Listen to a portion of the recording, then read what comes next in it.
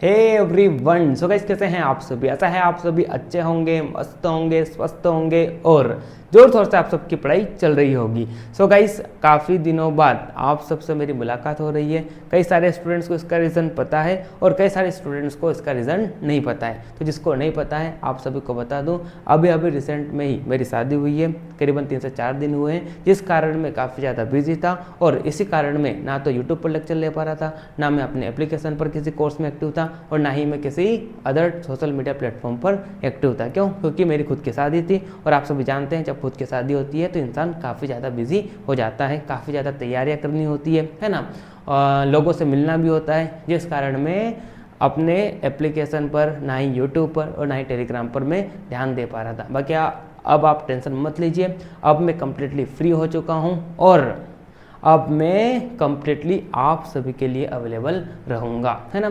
खासकर मैं बात कर रहा हूँ BMS सेकंड प्रॉप स्टूडेंट्स वालों की। कई सारे स्टूडेंट्स परेशान हो रहे हैं, वो बोल रहे हैं कि सर हमारे सितंबर या अक्टूबर में फाइनल यूनिवर्सिटी एग्ज़ाम होने वाली है और अभी तक आपने BMS सेकंड प्रॉप कोर्स में ज़्यादा नहीं पढ़ाया है, तो आप हमारा सिलेबस कैसे कंप्लीट कराएंगे। तो बच्चे आप टेंशन मत लीजिए। क्यों? क्योंकि अब मैं कल से लगातार BMS सेकंड प्रॉप कोर्स में 2 या 3 लेक्चर डेली अपलोड करूँगा और आपका कोर्स में टाइमली कंप्लीट करा दूंगा। ठीक है, आप बिल्कुल भी टेंशन मत लीजिए। मैं BMS फर्स्ट प्रॉप से भी पूरा फ्री हो चुका हूँ, अपने सारे कामों से भी फ्री हो चुका हूँ। अब मैं अवेलेबल हूँ सिर्फ और सिर्फ किसके लिए? आप सबके लिए, है ना। तो आपका कोर्स में टाइमली कंप्लीट करा दूंगा। अभी यहाँ पे कई सारे स्टूडेंट्स BMS सेकंड प्रॉप में जस्ट इंटर किए हैं, तो उनके मन में एक डाउट है कि सर क्या आप हमारे लिए नया कोर्स लॉन्च करोगे? तो बच्चा नहीं, आप सबके लिए मैं नया कोर्स नहीं लॉन्च करूँगा, है ना। जो चरक 1.0 कोर्स है वही कोर्स में आपको इनरोल करना है ना। मैं यहाँ पे शुरुआत से पढ़ाऊँगा, है ना, तो आपको उसी कोर्स में इनरोल करना है। अभी मैंने हर एक सब्जेक्ट में करीबन 5-5, 6-6 चैप्टर पढ़ा दिए हैं, है ना। तो अगर जिस भी स्टूडेंट्स को जो अभी जस्ट इंटर किया है BMS सेकंड प्रॉप में, उसको अगर BMS सेकंड प्रॉप का कोर्स लेना है तो चरक 1.0 कोर्स, यही कोर्स आपको लेना है। ठीक है, अभी मैंने आप सबके लिए वहाँ पे वेलकम ऑफर भी लगाया है, जिसके लिए कूपन कोड है चरक 50। अगर आप इस कूपन कोड को अप्लाई करते हैं तो जो कोर्स का एक्चुअल प्राइस है उसमें से 50% ऑफ हो जाएगा। ठीक है, तो अगले 15 दिन तक ये कूपन कोड रहेगा, है ना। तो आप डेमो लेक्चर देखिए सेकंड प्रॉफ के मेरे, है ना। अगर आपको लेक्चर समझ में आते हैं तो चरक 50 इस कूपन कोड को अप्लाई कीजिए और बैच में इनरोल कीजिए। ठीक है, चलिए तो ये थोड़ी सी इन्फॉर्मेशन आपको देनी थी। इसी इन्फॉर्मेशन के साथ आज का हमारा जो लेक्चर है इसको हम स्टार्ट करते हैं। तो आज के इस लेक्चर में मैं आपको बताऊंगा कि BMS सेकंड प्रॉप में आपको कौन कौन से सब्जेक्ट पढ़ना है। ये मैं किसको बता रहा हूँ? ये मैं जो बच्चे अभी न्यू सेकंड प्रॉप में आए हैं उनके लिए मैं ये लेक्चर लेकर आया हूँ। ठीक है, तो आपको अगर नहीं पता है तो आपको बता दूं कि BMS सेकंड प्रॉप में आपको टोटल 6 सब्जेक्ट पढ़ना है ना। कौन कौन से? तो उसके लिए यहाँ पे कोड भी बताया है। जैसे कि पहला यहाँ पे DG का मतलब क्या होता है बच्चों? DG का मतलब होता है द्रव्य गुणम। ठीक है, दूसरा सब्जेक्ट है RB का मतलब क्या होता है? RB का मतलब है रस शास्त्र एवं भेषज कल्पना। ठीक है, तीसरा सब्जेक्ट है RN, है ना, ये कोड है। ठीक है, AYUGDG ये सब क्या है बच्चों? सब्जेक्ट का कोड है, जहाँ पे DG का मतलब द्रव्य गुण होता है, RB का मतलब रसशास्त्र एवं भेषज कल्पना, RN का मतलब रोग निदान, है ना, AT का मतलब अगत तंत्र, है ना, SA2 यानी कि संहिता अध्ययन सेकंड, है ना, और SW यानी कि स्वस्थ वृत्त। ठीक है, तो इस तरह से BMS सेकंड प्रॉप में आपको टोटल कितने सब्जेक्ट पढ़ना है? टोटल आपको 6 सब्जेक्ट्स पढ़ना है। ठीक है, और इन 6 सब्जेक्ट के टोटल कितने पेपर होंगे? तो द्रव्य गुण के 2 पेपर होंगे, जिसमें पेपर 1 100 मार्क्स का रहेगा और पेपर 2 ये भी 100 मार्क्स का रहेगा। तो इस तरह से द्रव्य गुण के अगर हम थ्योरेटिकल कंपोनेंट मार्क्स की बात करते हैं तो टोटल मार्किंग जो होगी थ्योरी की वो कितने में से होगी? 200 में से होगी। ठीक है, वही अगर हम इसके प्रैक्टिकल असेसमेंट की बात करते हैं तो आपको द्रव्य गुण की एक फाइल बनानी होगी जिसकी मार्किंग 100 में से होगी। ठीक है, आपका वाइवा होगा जिसकी मार्किंग 70 में से होगी। ठीक है, उसके बाद इंटरनल एग्जाम होंगे किसके? द्रव्य गुण के, है ना। कितने होंगे? आप सभी जानते हैं, फर्स्ट प्रॉप में भी आपने इंटरनल एग्जाम दिए थे, है ना।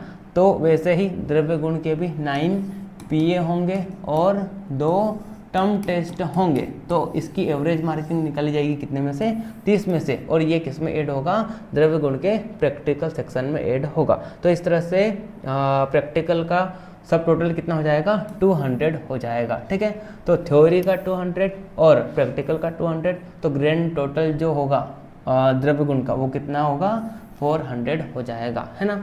तो थ्योरी और प्रैक्टिकल दोनों मिलाकर कितने में से मार्किंग होगी द्रव्य गुण में, 400 में से होगी। ठीक है, वह अगर हम रसशास्त्र एवं भेषज कल्पना की बात करते हैं तो इसके भी 2 पेपर होंगे, पेपर 1 पेपर 2। पेपर 1 100 मार्क्स का, पेपर 2 100 मार्क्स का।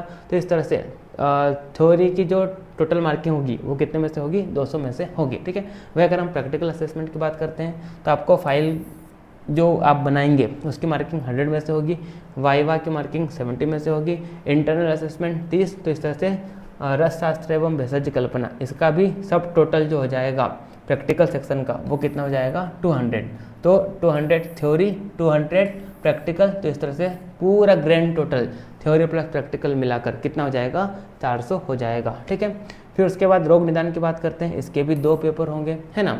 इसका भी सेम वही मार्किंग है जैसा द्रव्य गुण और रसशास्त्र एवं भेषज कल्पना का होगा। जैसे कि इसमें थ्योरी 200 और प्रैक्टिकल 200। तो इसके भी जो ग्रैंड टोटल होगी थ्योरी प्लस प्रैक्टिकल मिला के वो भी कितने में से होगा, 400 में से हो जाएगा। ठीक है, वह अगर हम अगत तंत्र की बात करते हैं, इसका सिर्फ और सिर्फ एक पेपर होगा, यानी कि अगत तंत्र का जितना भी सिलेबस है वो सिर्फ और सिर्फ एक ही पेपर में पूछा जाएगा। ठीक है, तो इस तरह से 100 मार्क्स का जो होगा वो किसका होगा, थ्योरी के लिए होगा, है ना।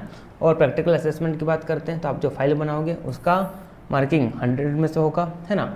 वाइवा 60 में से होगा, है ना। फिर साथ में आपके जो इलेक्टिव सब्जेक्ट्स होंगे, है ना, जैसे कि आपने फर्स्ट ड्रॉप में 3 इलेक्टिव सब्जेक्ट सिलेक्ट किए थे तो उसकी मार्किंग फर्स्ट ड्रॉप के किसी 3 सब्जेक्ट के प्रैक्टिकल सेक्शन में ऐड हुआ था। तो वैसे यहाँ पे बीएमएस सेकंड ड्रॉप में भी होगा, है ना।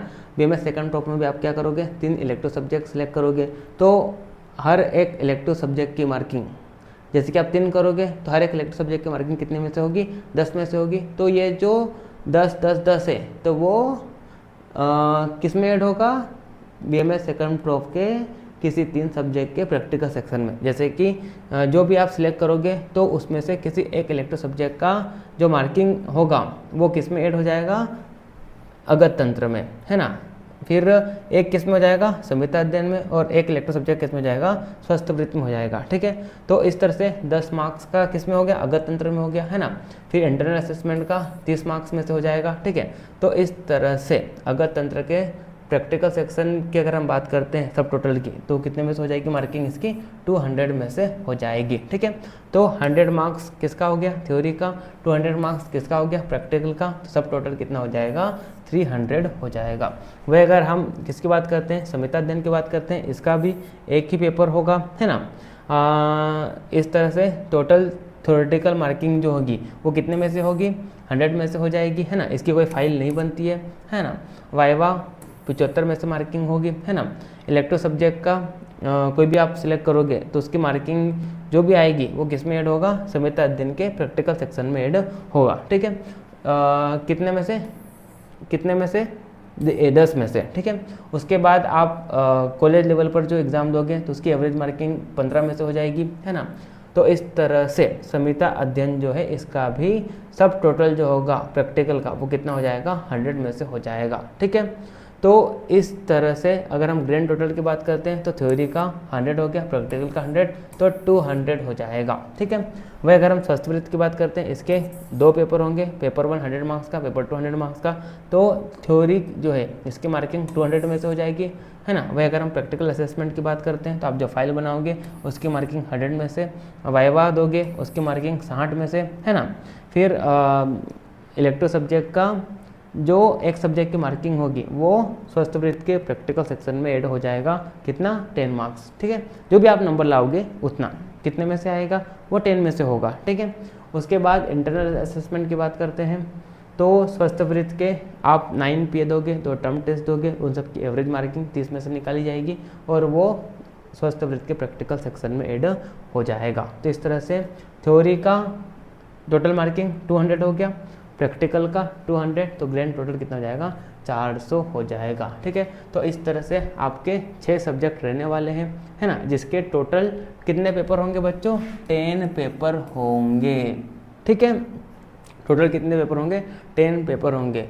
और जब आपका एक फाइनल रिजल्ट बनेगा BMS सेकंड प्रोफ का, है ना, तो उसकी जो टोटल मार्किंग कितने में से होगी बच्चों?